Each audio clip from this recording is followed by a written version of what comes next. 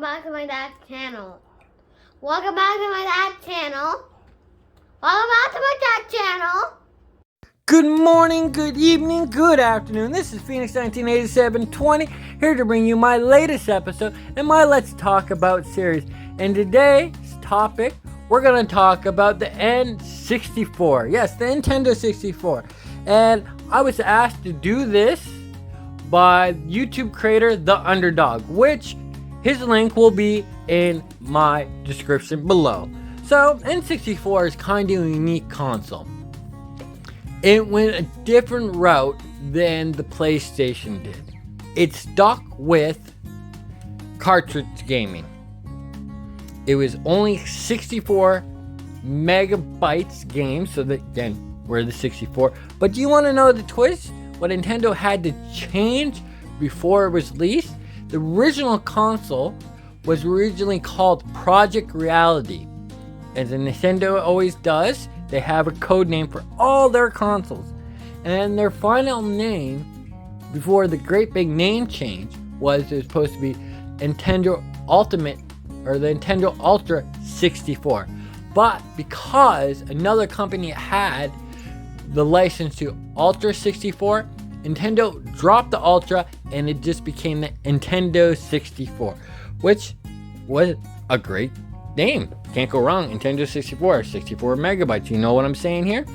But it was a very unique console because it was kind of in head but also behind. When the 64 came out, a lot of their main games that used to be on the NES and the Super NES went to PlayStation only. So Nintendo figured out, well, we're going to hit them with great software. And they did. They had a lot of great games coming out that still people play today. People ask for the remastered version of it. And they just want the new stuff that Nintendo 64 had. They were all great games like Super Mario 64, Legend of Zelda Ocarina of Time, Quake 64, Resident Evil 2 and 3, GoldenEye 007, Perfect Dark, Diddy Kong Racing, Mario Go-Karts.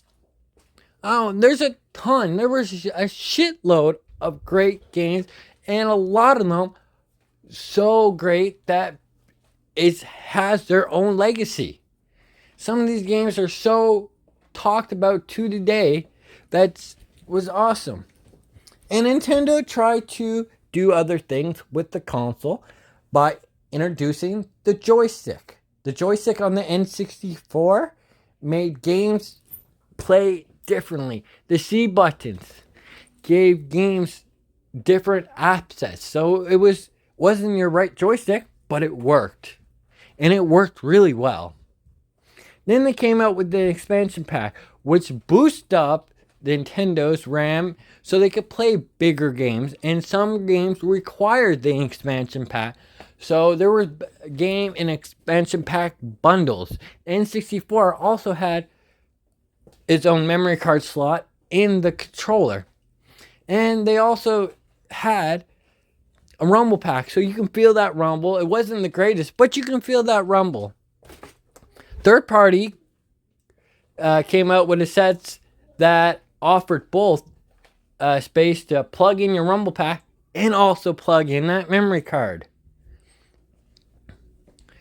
which was awesome. It gave you so much. The N64 broke barriers. Even though the PlayStation had a lot of good games on it and was able to take a lot of franchises away from Nintendo, they still had a decent amount of good games, libraries.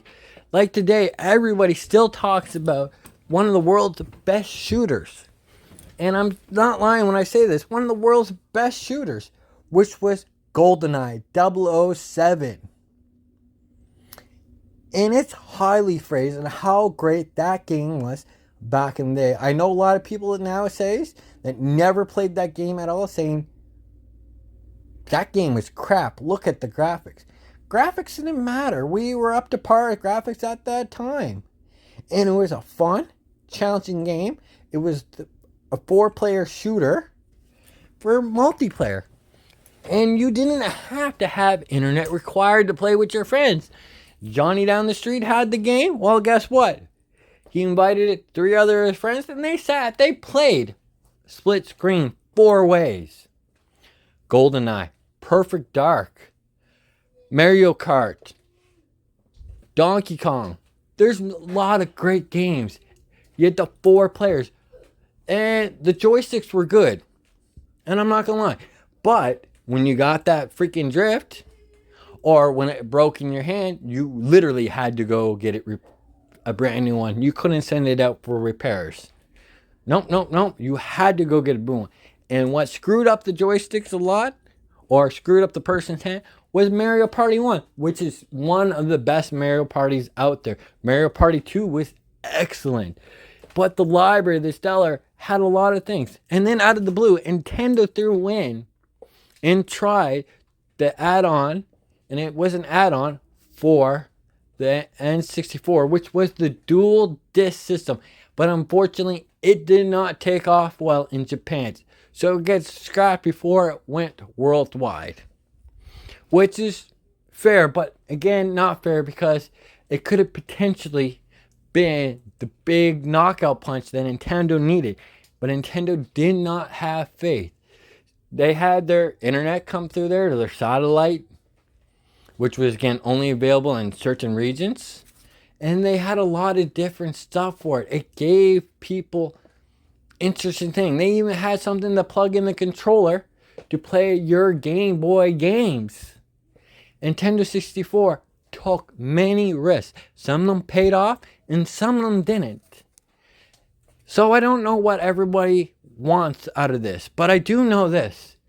N64 broke ways that other consoles couldn't at the time, or were too scared. And once they realized it, that they didn't have to be scared, that okay, Nintendo was able to do it, we can do it too. The joystick on the N64. PlayStation never had one when they came out, and they came out before.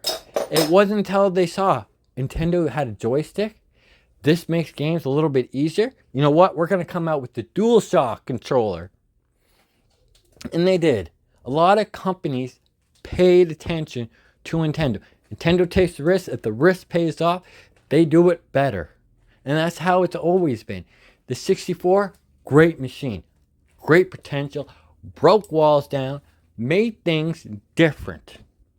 And it worked.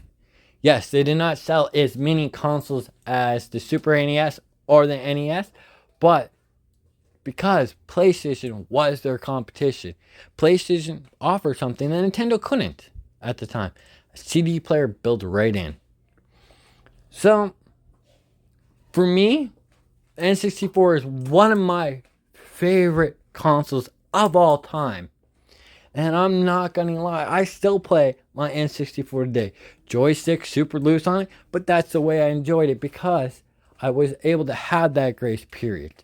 That sensitivity to where I wanted. Couldn't turn that stuff down in the games, but they were able to make it that the console, when the joystick got worn down, it would work to your best thing. So some people would just rotate it till it got to that point. Or people just played it down so it got to that point. It don't matter. But the N64 broke walls and created new franchise for itself that would go today to selling millions, like Super Smash Bros. Nobody thought that game would take out, including Nintendo, but it took off. So they did it again for the GameCube, again for the Wii, again for the Wii U, and again for the Nintendo Switch.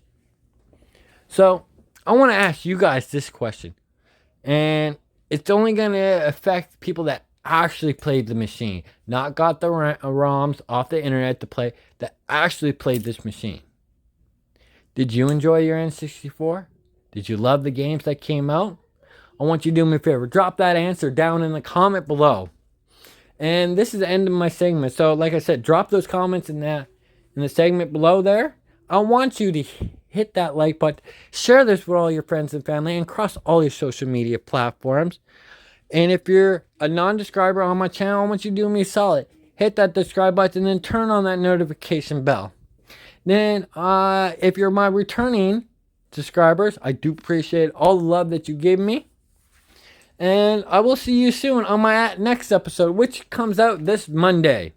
So until further ado, this is Phoenix 1987-20, here to say I hope you have a good morning, a good evening, a good afternoon. Peace.